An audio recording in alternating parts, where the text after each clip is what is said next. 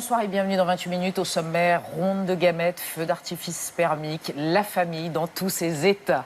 Un débat tout à l'heure sur la double résidence pour les enfants de divorcés ou de parents séparés. C'est le volet symboliquement très sensible de la loi famille qui était examiné aujourd'hui par les députés à l'Assemblée. Mais pour commencer, nous recevons Audrey Karmalvézen, née d'un don de sperme. Elle veut tout simplement pouvoir mettre un visage sur son géniteur. Bonsoir Audrey Karmalvézen, je vous présente Nadia Dame et Bonsoir. Guillaume Tabar. Bonsoir à tous les deux. Vous avez publié il y a quelques semaines chez Max Milo Mes origines, une affaire d'État, carrément. Et alors écoutez, on aimerait comprendre toute cette histoire. À quel âge avez-vous appris que vous n'étiez pas l'enfant de qui vous croyez être, c'est-à-dire de votre père biologique? Alors, je suis son enfant quand même, Oui, mais vous n'êtes pas son biologiquement, enfant non. biologique. Voilà. Je l'ai appris à l'âge de 29 ans. C'est Mon très frère tard. l'a appris, il en avait 32 ans. C'est très tard, oui, mais en fait, on s'est aperçu que les banques de sperme, qu'on appelle aujourd'hui les sécos, ont organisé toutes les conditions du secret. Mais attendez, comment l'avez-vous appris? Vos parents vous l'ont dit? Comment Nos ça s'est parents nous passé l'ont dit. Et pourquoi si tard? Alors, parce qu'ils ont attendu tout simplement qu'on soit installés dans notre vie. Dans vos Après, vies. les banques de sperme ont créé les conditions du secret. Et c'est pour cette raison qu'aujourd'hui, sur les 70 000 personnes conçues par don en France, il y en a 64 000 qui ne le savent pas. Voilà. Maintenant, il y a d'autres personnes qui l'ont toujours su. Mon mari, dont la mère est psychanalyste, l'a toujours su puisque Parce que votre elle mari a anticipé. aussi a été conçu par don de sperme. Tout à fait. Alors, donc, si votre mari a été conçu par don de sperme ainsi que vous, vos enfants, il y a un risque de consanguinité si ni l'un ni l'autre ne savait qui est votre père biologique? Tout à fait. Il y a un risque de consanguinité parce que même si on n'a pas été conçu dans la même banque de sperme, certains donneurs donnaient dans toutes les banques de sperme parisiennes. Et nous en connaissons qui ont donné leurs semences comme ça dans différentes banques de sperme. Et donc on ne peut pas aujourd'hui avoir l'assurance que nous n'avons pas le même géniteur. C'est-à-dire que pour les 60 000 personnes qui sont issues d'un don de gamètes et qui ne le savent pas, ils peuvent potentiellement se rencontrer entre eux et faire des enfants? Exactement. Tout ça sans le savoir. Voilà. Donc c'est pour ça que je dénonce dans mon livre les conditions du secret qui ont été créées dès l'origine par les banques de sperme, puisqu'on choisit un donneur qui ressemble physiquement aux membres stériles du couple, mais qui a également le même groupe sanguin que lui, pour que l'enfant ne s'aperçoive jamais qu'il n'est pas le fruit biologique de ses deux Une parents. sorte d'énorme secret institutionnalisé en quelque Alors sorte. voilà, non seulement c'est institutionnalisé dès l'origine dans les banques de sperme, mais ça a été ensuite consacré dans la loi. C'est-à-dire qu'aujourd'hui, un couple qui a recours à une PMA avec donneur doit consentir à l'acte dans des conditions garantissant le secret. Et ce sont les termes exacts de la loi. Et donc, de fait... Sans être indiscret, vous saviez que votre mari est également né par un don de sperme? Alors oui, parce que je l'ai rencontré dans le cadre du combat que nous menons tous les deux contre le caractère absolu et irréversible de l'anonymat. Donc vous l'avez rencontré à travers une association dans Voilà, qui laquelle vous s'appelle étiez tous les deux Procréation. militants, c'est ça? Procréation médicalement anonyme, tout à D'accord. fait. Et alors vous êtes avocate spécialiste de la bioéthique et lui est psychanalyste. Non, sa mère est psychanalyste. Sa mère est psychanalyste. Il y a quand même quelque chose de tout à fait troublant Alors dans moi, vos deux destinées professionnelles. Moi, je Enfin, me ou en suis tout cas, spécialisée ouais. en droit de la bioéthique avant de savoir que j'en étais l'un des premiers produits. Alors Donc, qu'est-ce que comme vous quoi, réclamez et en sur quoi les cette fameuse loi est totalement inadaptée, la fameuse loi de 2011? Alors, la loi, de toute façon, est inadaptée puisqu'on n'a jamais pris en compte l'intérêt de l'enfant. C'est-à-dire qu'on a pris en compte l'intérêt présumé des donneurs, dont on présume que leur intérêt, c'est forcément de rester dans l'anonymat absolu. Or, nous connaissons des donneurs qui sont favorables au fait de se faire connaître à partir du moment où l'enfant est majeur. Il y a 50 donneurs au sein de notre association qui sont dans cette situation. Et puis, l'intérêt présumé des parents qui voudraient absolument maintenir le secret, alors qu'on le sait très bien, il y a beaucoup de parents qui sont favorables, notamment de parents adoptifs, qui sont favorables au fait que leurs enfants adoptés retrouvent leurs origines et qui ne se sentent pas menacés, puisqu'ils ont noué des liens très forts avec ces enfants. Donc maintenant, il faudrait prendre en compte simplement l'intérêt des personnes qui sont issues d'un don, de l'enfant, dont la Cour européenne prévoit que Alors qui vous dites fait que la partie France des est en personnes. contravention. Vous dites que la France viole 2 traités internationaux qui reconnaissent le droit de l'enfant à connaître ses origines. Tout à Carrément. fait. Ah oui, la Convention internationale des droits de l'enfant le prévoit, puisqu'elle prévoit que tout enfant a le droit de connaître ses parents et que Dominique Versini, ex-défenseur des droits de l'enfant, a indiqué que le terme de parent dans ce traité pouvait s'entendre au sens de parent biologique. Et puis la Convention européenne des droits de l'homme, qui prévoit que toute personne, c'est dans l'article 8, donc quel que soit son mode de conception, a le droit de connaître l'identité de ses géniteurs. Et On ne moi, peut pas être ouais. plus clair. moi, ce que j'aimerais comprendre, une question un peu de fond, mais vous êtes battu pour connaître l'identité de votre géniteur. Alors moi, c'est un mot personnellement qui me gêne, le mot géniteur. Enfin, distinguer la paternité et le fait des géniteurs. Finalement, vous avez recherché quoi? Vous avez recherché un père? Vous avez recherché simplement de connaître celui qui avait permis votre naissance? Alors certainement pas un père. Je comprends que ce soit gênant pour certaines personnes, effectivement, qu'on puisse avoir un père, une mère et un géniteur. Mais c'est ainsi. Ça fait 40 ans que la PMA avec don se pratique en France. Il y a 70 000 personnes qui en sont issues. Les enfants adoptés ont un parent biologique et un parent... Voilà. Donc c'est ainsi. Mais non. Il y a quand même un père biologique et non pas un géniteur uniquement. Voilà, mais là, je ne cherche absolument pas un père, puisqu'un père, j'en ai un. La seule chose que j'ai demandé, c'est que la question soit posée à mon géniteur, s'il est encore en vie, de savoir s'il accepterait ou non que son identité me soit dévoilée. Mais il a le droit de dire non. La seule chose que je demande, c'est qu'on lui pose la question. Est-ce qu'une levée de l'anonymat, ça n'entraînerait pas mécaniquement une baisse du nombre de donneurs? Une baisse du nombre de donneurs. Vous n'avez pas lu mon livre. Sinon, vous sauriez qu'au Royaume-Uni, ils ont plus de donneurs aujourd'hui. Alors comment ça se passe ailleurs, justement? Ils ont plus de donneurs aujourd'hui qu'ils en avaient avant la levée de l'anonymat en 2005. Même chose en Suède. En Suède, il y a eu une baisse du nombre de donneurs la première année seulement, et puis le niveau est remonté à la normale. Donc, il n'y a pas cet effet mécanique qu'on peut craindre, effectivement, mais l'expérience des États étrangers nous démontre que, justement, il n'y a pas moins de donneurs. Il y a des donneurs différents, en revanche. Ce n'est pas les mêmes qui donnent. C'est-à-dire que tous les sondages qu'on pourrait faire aujourd'hui auprès des donneurs seraient biaisés, puisque les donneurs d'aujourd'hui ne seront pas ceux de demain. C'est pas la même démarche. Donc, comment vous expliquez-vous cette inertie? Vous êtes 70 000, nés de dons de sperme. Électoralement, c'est nul, ça n'intéresse personne, ça n'intéresse pas les députés, pas le législateur. Comment vous expliquez qu'il y ait autant de résistance? Ou alors c'est véritablement un sujet très sensible symboliquement, lui aussi, comme celui qu'on va traiter tout à l'heure dans l'émission plus tard? Non, je pense qu'il y a vraiment une méconnaissance du sujet. C'est-à-dire qu'à la différence de l'Allemagne, par exemple, en France, le donneur est protégé. On sait que le donneur, aucun lien de filiation ne pourra être établi entre le donneur et l'enfant issu du don. Donc, il n'y aura jamais de problème d'héritage, il n'y aura jamais de problème de pension alimentaire, etc. Et inversement, la personne conçue par don ne pourra pas être condamnée à prendre en charge les frais de maison de retraite du donneur. Mais je pense qu'effectivement, aujourd'hui, depuis les manifestations contre le projet de loi mariage pour tous, on se retrouve face à un caractère un peu explosif de ces questions sociétales. Donc un gouvernement et malheureusement, notre sujet traite d'une conséquence sociale de la PMA. C'est pas un sujet de PMA, c'est pas un sujet de bioéthique. L'accès aux origines, c'est pas une question médicale, mais c'est une question qui concerne... Voilà, qui concerne 70 000 personnes quand même en France, et ça fait 40 ans que ces personnes attendent d'avoir des droits. Oui, puisque les premières bandes de sperme datent de 73. Une dernière question, est-ce que votre père, puisque vous avez un père, participe et soutient et adhère à ce combat, à votre combat? Bien sûr. Alors lui, il n'est pas du tout en demande de rencontrer le donneur. Il a simplement dit, par rapport à vous. Si un jour tu peux le rencontrer, je te ferai passer peut-être un petit mot pour le remercier.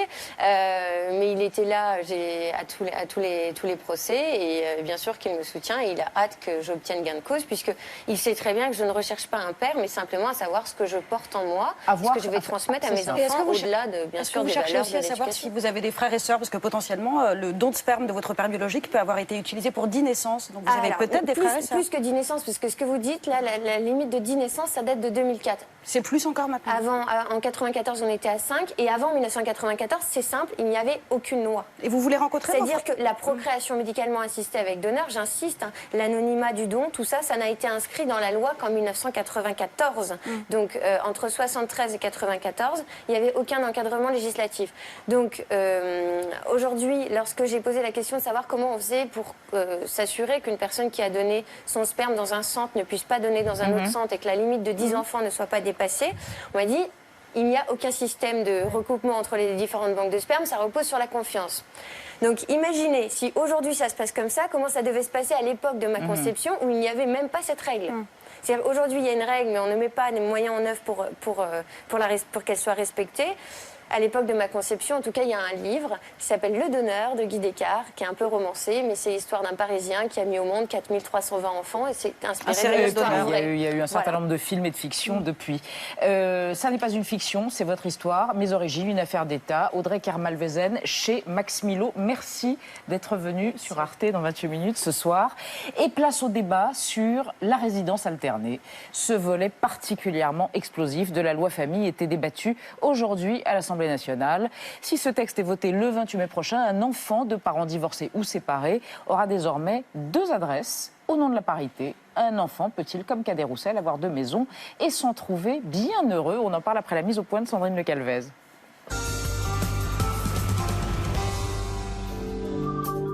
350 000 couples se séparent chaque année en France et parfois se déchirent pour la garde des enfants. Comment maintenir les liens avec les 2 parents? Pour aider les juges et les familles après une séparation, une proposition de loi est débattue depuis hier à l'Assemblée. Parmi les mesures les plus marquantes, le texte encourage la médiation familiale, sanctionne la non-présentation d'enfants, prône l'autorité parentale conjointe et instaure la double résidence. Affirmer dans la loi que l'enfant réside au domicile de chacun de ses 2 parents est un acte fort. Un enfant est chez lui, chez chacun de ses 2 parents, même si ceux-ci sont séparés. L'idée de la double domiciliation, c'est d'éviter qu'un parent prenne l'ascendant sur l'autre, notamment les mères qui obtiennent le plus souvent la garde, alors qu'un mineur sur 5 ne voit plus son père. Mais cette double résidence ouvre-t-elle également la voie à un partage des enfants à 50-50, comme le souhaiteraient des associations de pères? La secrétaire d'État à la famille s'en défend, la résidence alternée ne sera pas systématisée, les parents devront être volontaires. Une semaine chez l'un, une semaine chez l'autre, un scénario qui ne convainc pas tous les psychologues et professionnels de l'enfance. Plus de 5000 d'entre eux ont signé une pétition contre la résidence alternée. C'est une mauvaise solution parce que cette solution mathématique ne s'applique absolument pas à la psychologie d'un enfant de moins de 6 ans. Donc il faut qu'on sache si on prend comme repère principal l'enfant ou bien des adultes en colère. Alors, un enfant peut-il avoir 2 maisons? La proposition de loi sur la résidence alternée est-elle une avancée pour tous? On va en débattre. Bonsoir à tous les 3. Françoise Singly, bonsoir. Vous êtes sociologue, éminent spécialiste de la famille. À côté de vous, Sébastien Ledoux, bonsoir. Vous êtes président et fondateur de l'association Osons les papas, Osons les pères, pardon. Et à côté de vous, Françoise Brié, bonsoir madame. Bonsoir. Vous êtes porte-parole de la Fédération nationale Solidarité Femmes. Nadia, une question d'un de nos spectateurs.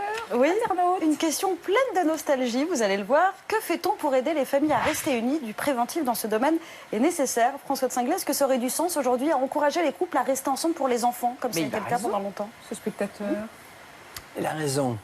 Il a raison. Non, c'est un des problèmes. Je veux dire, il y a l'intérêt de l'enfant. Ce n'est pas forcément l'intérêt de l'enfant que ses parents divorcent, bien évidemment. Mais n'oublions pas, me semble-t-il, j'ai fait un ouvrage sur la séparation et sur l'histoire du divorce. Toute la fin du 19e et le début du 20e, les femmes réclament le droit au divorce parce qu'elles sont beaucoup plus mécontentes de leur mari que l'inverse, parce qu'à l'époque, dans le mariage bourgeois, on pouvait avoir des maîtresses, on avait une vie à côté. Et c'est elles qui vont vouloir avoir aussi un mari qui, normalement, devrait les regarder, les aimer et tout. Et donc, c'est aussi, le divorce est une forme d'émancipation féminine. Donc, je veux dire... Et pour revenir au droit de l'enfant et à l'état non, mais de c'est l'enfant. qu'il y a une tension entre les deux. Ouais. Dans la famille contemporaine, c'est sa spécificité. Il n'y a pas un chef qui régule l'ensemble et qui représenterait l'intérêt général. Comme dans la nation, me semble-t-il, on croit de moins en moins que le président régule l'intérêt général. C'est une autre histoire. C'est la même. C'est la même. C'est l'histoire de la modernité. C'est de plus en plus difficile. Il faut travailler de plus en plus pour essayer d'avancer un tout petit peu dans l'intérêt général. Donc, on fait des textes difficiles. Alors justement, Sébastien Ledoux, est-ce qu'on pourrait être un tout petit peu précis dans les définitions? De quoi parle-t-on? Résidence alternée, qu'est-ce qui était débattu aujourd'hui précisément? Alors déjà, c'est toute une polémique autour de ça, l'article 7 de cette proposition de loi relative à l'autorité parentale et à l'intérêt de l'enfant. Et donc, dans l'article 7, il est question d'une double domiciliation. Et en même temps, donc cet aspect-là a été objet de polémique puisqu'on a parlé de l'imposition déjà d'une résidence alternée. Alors, il ne s'agit pas d'imposer, je ne vais pas me faire le défenseur du texte, parce qu'à la fois, j'en reviendrai peut-être tout à l'heure, il y a quand même des... Il y a aussi des choses qui ne vous plaisent pas. Oui, des insuffisances, mais en tout état de cause, il ne s'agit pas d'imposer une résidence alternée par le juge, d'une façon automatique. Là, il s'agit d'une évolution sémantique. Ouais. Là, on est dans une évolution sémantique, si vous voulez, c'est de considérer qu'en fait, à partir du moment où vous avez des parents qui se séparent avec un enfant, eh bien, la résidence de la mère et la résidence du père sont, on va dire, équivalentes d'un point de vue symbolique. Voilà, donc on va parler de résidence pour renforcer l'idée de coparentalité. C'est ça. Alors, l'objectif, l'intention du législateur dès le départ, depuis un mois, puisque ce texte est à travailler depuis à travers différentes commissions, mais depuis plusieurs mois. L'une des intentions du législateur, c'était de défendre la coparentalité.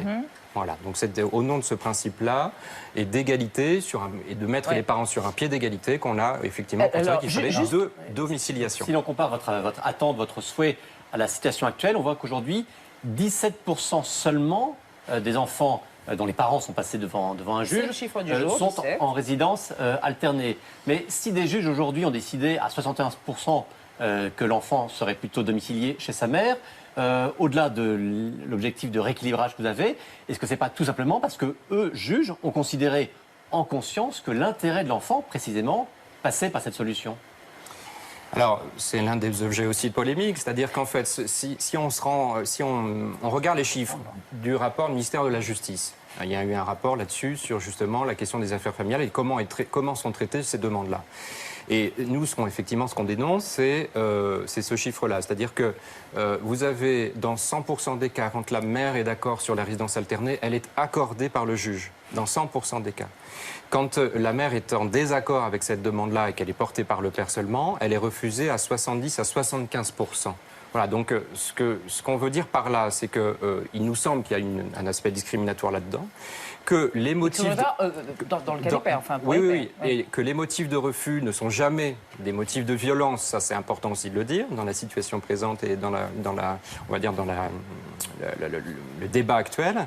Mais voilà, c'est pour ça que nous, les associations de pères, on va dire qu'on a l'impression qu'effectivement, à travers ces décisions de justice, il y a toujours une prime à la mère. Alors, les associations de femmes solidaires, qu'est-ce qu'elles disent ? Que la coparentalité n'est pas menacée, que quoi ?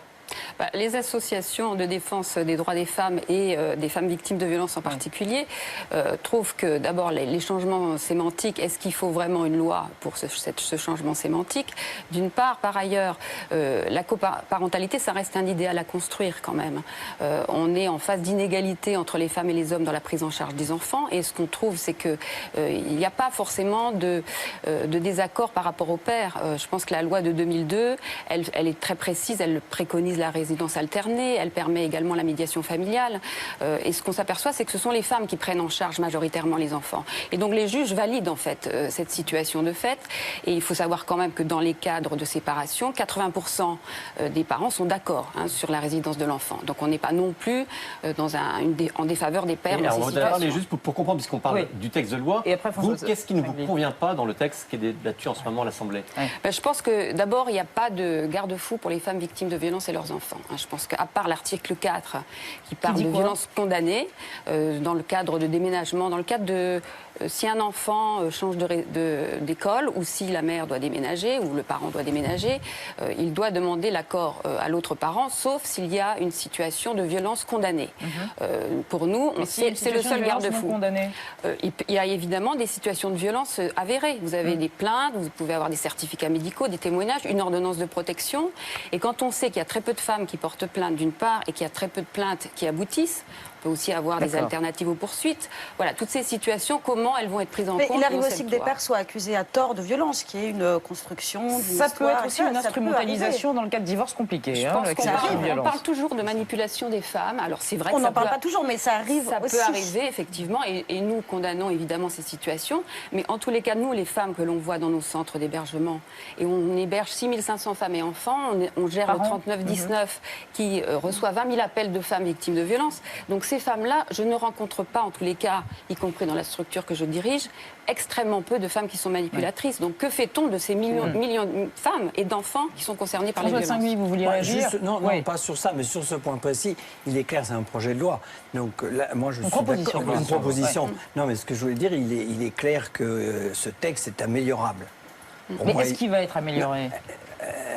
Et comment il doit être améliorable? Qu'appelez-vous améliorable? Non, mais améliorable dans ce sens-là, c'est-à-dire que très honnêtement, moi je ne suis pas spécialiste par rapport à l'article 4, mais là je viens de le lire, c'est vrai que le fait que ça soit obligatoirement une condamnation, alors que si jamais il y avait un dépôt et tout, on doit pouvoir élargir ce cas-là. Donc, par exemple, non, mais simplement, pour moi, ou alors je ne comprends rien, je ne sais pas lire, mais je l'ai relu plusieurs fois, ce qui m'arrive pas souvent pour la loi. Changer de lunettes.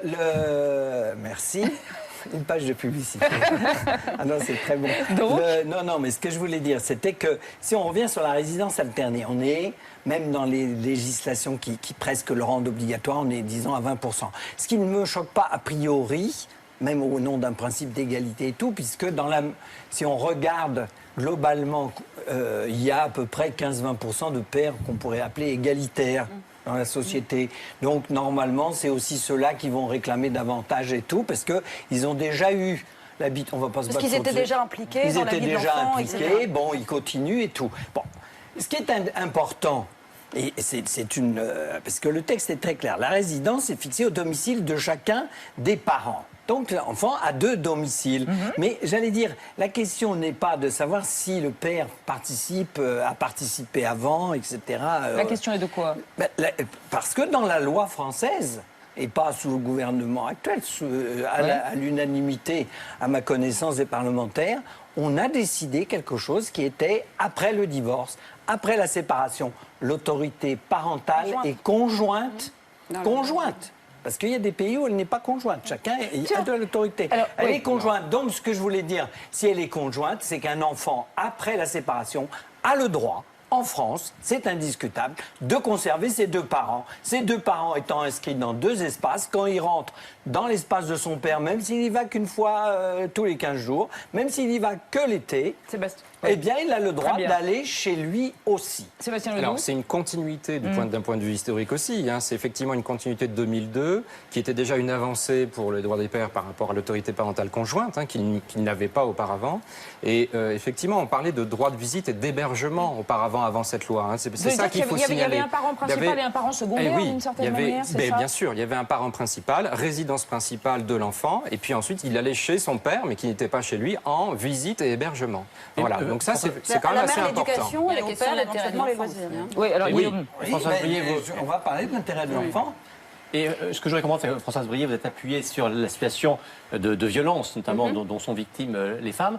Moi, ce que je voudrais savoir, c'est de voir, est-ce qu'on peut estimer, évaluer la proportion de ces situations de violence faites aux femmes? Et est-ce que dans votre argumentation, eh bien, est-ce que vous n'avez pas tendance à projeter sur l'ensemble des cas des situations qui restent, on peut l'espérer, minoritaires? Je pense que ce n'est pas un phénomène minoritaire. Bon, évidemment, on est à 400 000 femmes victimes de violences en 2 ans, selon les dernières enquêtes. Donc on peut considérer un double d'enfants, voilà, tout à fait. Donc ce ne sont pas des situations exceptionnelles. Ensuite, il y a les maltraitances pour enfants. Donc l'intérêt de l'enfant, c'est aussi d'être en sécurité et d'être protégé d'éventuelles maltraitances. Donc je pense qu'on doit aussi prendre en compte ces situations. Ce qu'on remarque, c'est que depuis des années, nous, on se bat pour que dans le cadre de l'exercice de l'autorité parentale, en dehors des situations, je dirais, normales, où il n'y a pas de difficultés particulières, on fasse une très grande attention à ces situations, parce que si je regarde simplement ce qui s'est passé ces 15 derniers jours, on a 4 enfants qui ont été tués, nous sommes partie civile dans 2 affaires où il y a eu, lors de l'exercice de l'autorité parentale ou des visites, des enfants qui ont été tués avec leur mère, donc on n'est pas en face de petits phénomènes. Et donc à partir de là, je pense que si on prenait vraiment en compte ces situations, on pourrait effectivement avoir des textes qui s'intéressent au reste de façon plus sereine. Oui, dans un instant, mais tout d'abord, un exemple avec la Belgique. Oui, parce que sur les questions de société, c'est toujours intéressant de voir ce qui se passe en Belgique. C'est un pays où on n'a pas peur de bousculer les tabous. Ça se vérifie avec la résidence alternée. C'était en 2006 déjà que la loi belge a privilégié ce qu'ils appellent l'hébergement paritaire de l'enfant, donc entre la mère et le père. Cet hébergement paritaire, il est privilégié, pas imposé. On ne force pas les enfants à changer de domicile une semaine sur 2. Et il se fait évidemment sous certaines conditions. Et on peut faire faire plusieurs constats déjà. C'est que d'abord, les cas de résidence alternée ont doublé en 6 ans. On est passé de 10 à 20%. Et dans la majorité des cas, ça s'est fait à la demande des parents et non après une décision des juges. Alors ces résultats, ils prouvent quand même que privilégier, c'est pas imposé, sinon on serait à 99-100%. Est-ce que vous suivez ce qui se passe en Belgique? Est-ce que pour vous, ils sont dans l'erreur depuis 2006? Je pense qu'ils sont. La Belgique, l'Italie aussi a le même système. Je pense qu'il n'y a pas forcément des erreurs. Je pense que chaque pays aussi a une législation un peu différente. Il faut effectivement avancer vers une meilleure coparentalité. Mais ça veut dire que la coparentalité, ça se travaille aussi avant la séparation, après. Donc voilà, je pense qu'on peut effectivement travailler sur la résidence alternée, mais certainement pas de façon systématique. On voit bien que cette mesure, elle a incité les couples à s'entendre davantage, à sortir du conflit pour trouver une solution ensemble. Oui, tout à fait. On peut aller vers cette résidence alternée, mais pas forcément l'imposer à long terme. Oui, François de Singly, qu'est-ce qu'il y a? Non, mais je pense que ce texte, auquel je n'ai absolument pas participé, même pas consulté et tout, donc j'y suis pour strictement rien, il est relativement raisonnable. C'est pour moi un compromis raisonnable, un accommodement raisonnable, me diraient les Québécois, dans la mesure où, en fait, la question de la résidence alternée pose des tas de problèmes, y compris d'ailleurs de faisabilité, puisque les gens ne sont pas forcément voisins, on ne va pas imposer à un enfant 300 km et tout, il y a des choses qui ne sont pas raisonnables. Ici, il n'est pas question. Donc, ce que je voulais dire, pourquoi ça crispe autant alors s'il est raisonnable? Il aurait pu. Attendez, juste je vais répondre parce qu'il y a un autre article sur lequel on aurait pu faire le pari que ça. Sur lequel. Mais ce que je voulais dire, c'était que l'exemple de la Belgique est très bon, mais c'est bien celui de la résidence alternée. Ce que je voulais rappeler, c'est que dans l'article 7, il s'agit symboliquement du fait que l'enfant, même si les deux parents ont des gardes totalement dissemblables et inégalitaires, l'enfant n'est pas un droit de visite chez son père. Il a son domicile. On a bien compris. Et donc, du point de vue... Non, c'est important. Si je voulais rajouter quelque chose, c'est que si on considère qu'un enfant a le droit, c'est-à-dire que c'est dans son intérêt d'avoir deux parents, eh bien, il faut qu'il soit aussi chez lui, chez ses deux parents. Donc, de mon point de vue, c'est un article qui défend, même si on peut rajouter Sébastien des précautions, Ledoux, l'intérêt de l'enfant. Aller plus loin. Oui. Non, c'est pas ça que je veux dire. C'est par rapport aux résistances et aux crispations. Effectivement, quand j'entends ceux qui condamnent et tout de suite, sans lire le texte, justement disent ça y est, c'est l'horreur, résidence alternée pour tout le monde et pour tous les enfants. J'ai l'impression qu'effectivement, il y a une crispation autour de cette question de l'unité finalement de l'enfant lié à la résidence de la mère. Et ça, je pense qu'effectivement, c'est un texte progressiste par rapport à ça, parce qu'on quitte quand même ce schéma-là. Comme on a quitté aussi d'autres schémas avec justement la loi l'an dernier. Alors que la mère n'est plus la seule figure parentale plausible. Oui, enfin la figure unique et qu'il y a effectivement figure dominante, figure essentielle. Deux figures parentales par rapport à ça. Alors, il y a d'autres choses dans la proposition de loi, litigieux ou pas, j'en sais rien. Le beau-père, le statut accordé aux beaux-parents, est-ce que c'est intéressant? Est-ce que ça vous pose problème? Oui. Là, c'est pareil, le texte est relativement raisonnable parce que ça fait 25 ans que je participe à des commissions sur le beau-père et tout. J'ai pas participé donc là, c'est quoi? On lui donne un statut. La solution qu'on n'avait jamais trouvée. Non, ça n'est pas un statut, justement. C'est quoi? Depuis tant d'années, on cherchait. Il y a un gâteau qui s'appelle l'autorité parentale. Si on donne un statut, il faut qu'on donne une part du gâteau. Et il est normal d'être contre, d'une certaine façon, parce qu'il y a des pères ou des mères, le beau-parent, ça dépend de dit, mais pourquoi ma part de gâteau diminuerait? Parce que c'est un mandat. C'est un mandat qui est fait avec l'accord du père biologique. Avec l'accord des pères biologiques ou pas biologiques, ou adoptif, qu'il a reconnu, donc il n'est pas que père biologique. Il a reconnu cet enfant, et si les parents se mettent d'accord, ils donnent un mandat. Ça veut dire pouvoir aller le chercher à l'école, signer les papiers, au-delà de ça, parce que ce qui est quand même frappant dans les enquêtes sur moi, ça m'a totalement étonné. Je ne sais pas comment ils font. Les enfants apprennent le droit. Mais comme ça. Et donc, moi, je travaille sur l'adolescence. La crise d'adolescence, c'est déjà pas rien et tout. Quand on dit, mais dis donc, il faudrait quand même que tu finisses ton assiette. Je ne sais plus si on dit ça. Moi, j'ai été élevé à ça. Mange sa soupe et tout. L'enfant dit, mais de quel droit tu me parles? Pas mon père. Ah ben oui, mais c'est quelque chose. Je veux dire. Et donc là, il pourra dire, eh bien, j'ai quand même. Je dis pas que. c'est une logique de reconnaissance qui n'est pas statutaire, c'est un degré de reconnaissance modéré. Donc on avait un article modéré, on a un autre article modéré. Alors, pas non plus de rien. Je crois qu'il y avait aussi une possibilité auparavant aussi de travailler sur la question des beaux-parents.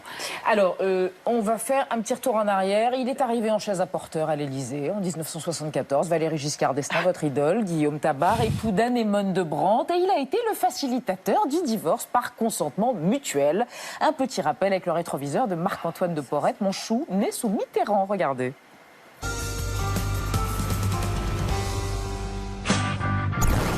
Valéry Giscard d'Estaing vient d'arriver à l'Élysée. Le plus jeune président de la République jamais élu, 48 ans, veut dépoussiérer le pays. Son grand ménage commence par des réformes de société.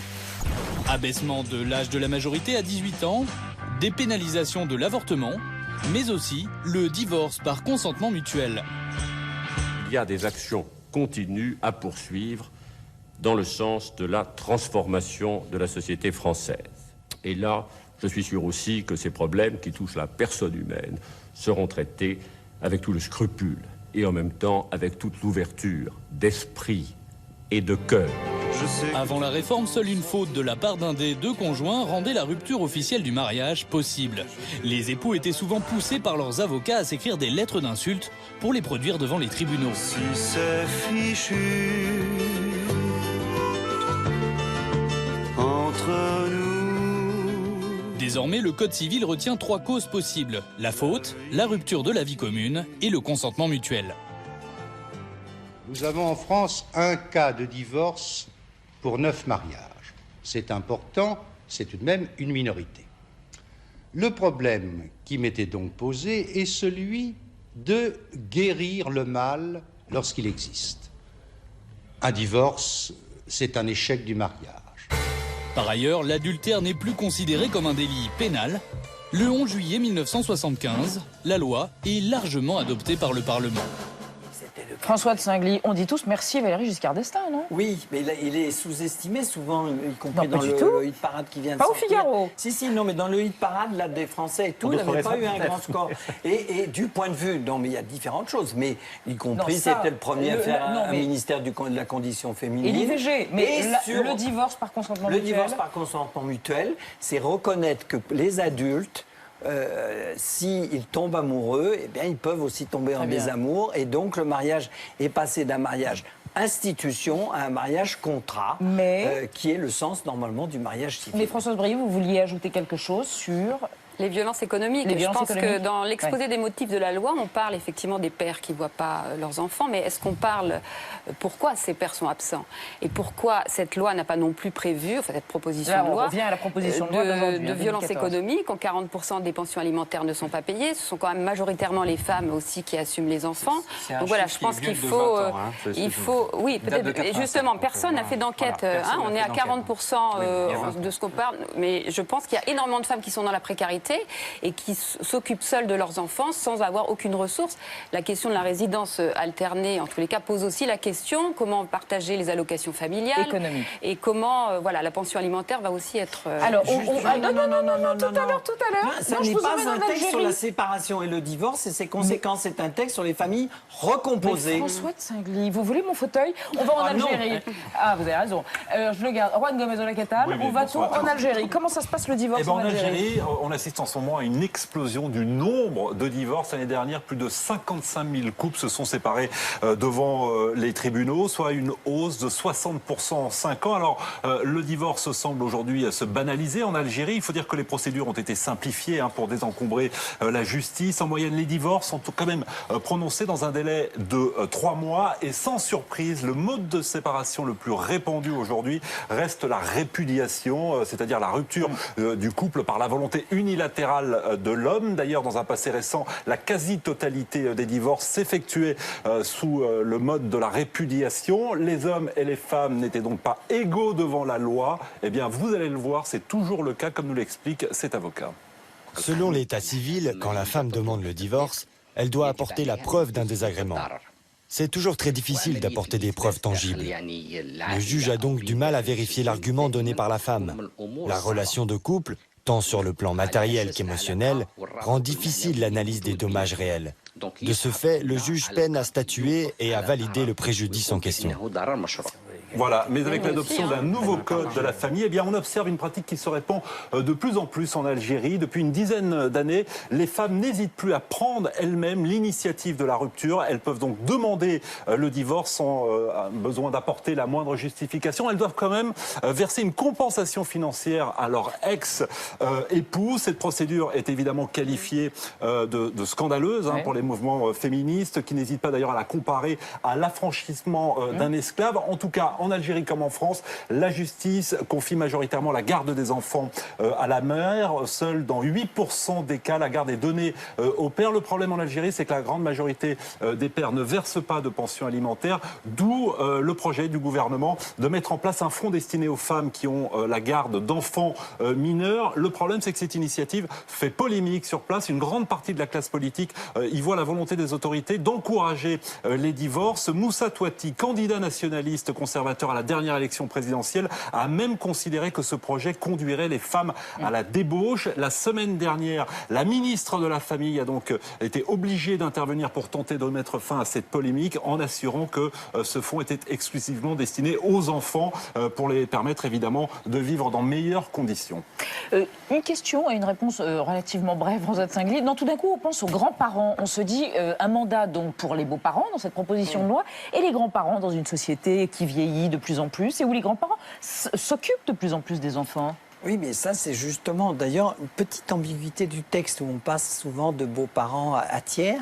Je pense que dans l'éducation, tous les tiers ne sont pas nécessairement équivalents. Il y a plein de personnes qui interviennent dans l'éducation.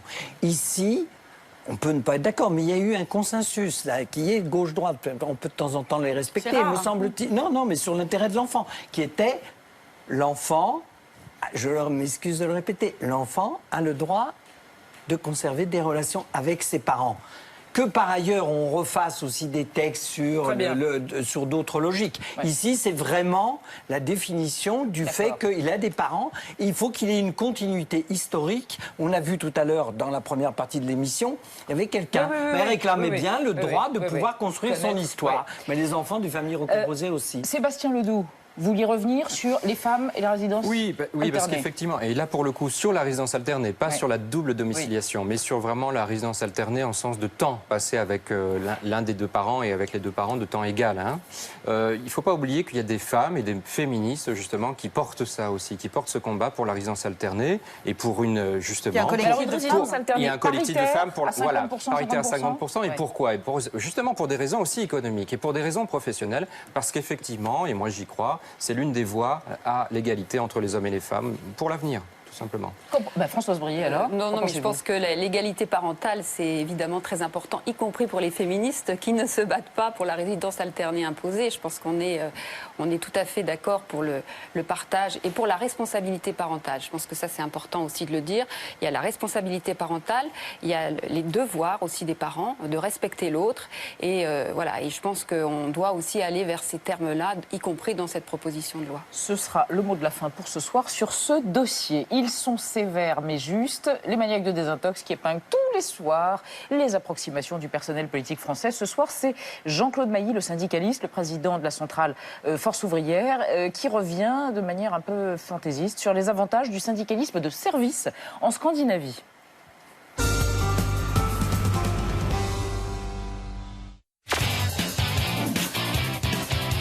Flashé par Désintox, Jean-Claude Mailly à propos du syndicalisme en Scandinavie.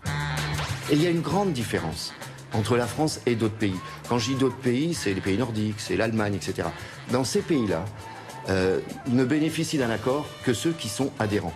Ne bénéficient d'une protection à l'assurance chômage que si vous êtes adhérent à un syndicat et à une caisse du syndicat. En France, moins d'un salarié sur 10 est syndiqué contre 2 sur 3 dans les pays nordiques. Mais la raison de cet écart n'est pas forcément celle qu'invoque Jean-Claude Mailly. Premier intox, en Europe du Nord, seuls les adhérents pourraient bénéficier des accords obtenus par leur syndicat. Il est vrai qu'aucune loi n'impose aux entreprises scandinaves de généraliser les conventions collectives aux non-syndiqués. Mais dans les faits, il n'existe aucune distinction. Salaire, conditions de travail, congé maternité, les avancées syndicales s'appliquent à tous les salariés. Deuxième intox, les non-syndiqués n'auraient pas droit à l'assurance chômage dont les caisses sont tenues par les syndicats. C'était vrai en Suède, mais il y a plus de 15 ans. En 1997, la Suède a créé une caisse d'assurance chômage indépendante des syndicats. Depuis, comme tous leurs voisins, les Suédois ont le choix. Et la majorité opte toujours pour la caisse du syndicat. Ce qui est vrai, c'est qu'en Scandinavie, être syndiqué présente beaucoup d'avantages. Prêt bancaire à meilleur taux, location de vacances bon marché, accompagnement lors d'une recherche d'emploi, ce syndicalisme dit de service a toujours la cote. Inutile donc d'inventer d'autres privilèges. Merci mes amis, merci à tous les trois. Vous pouvez revoir 28 minutes en version enrichie à toute heure sur la page Arte/28 minutes et à suivre sur l'antenne La Tragédie électronique, un documentaire incroyable sur l'odyssée de nos e-déchets, des objets électroniques bourrés de cuivre et d'or entre contrebande, recyclage et décharges sauvages, notamment en Afrique. On se retrouve demain à 20h05. Tchuss, bis morgen.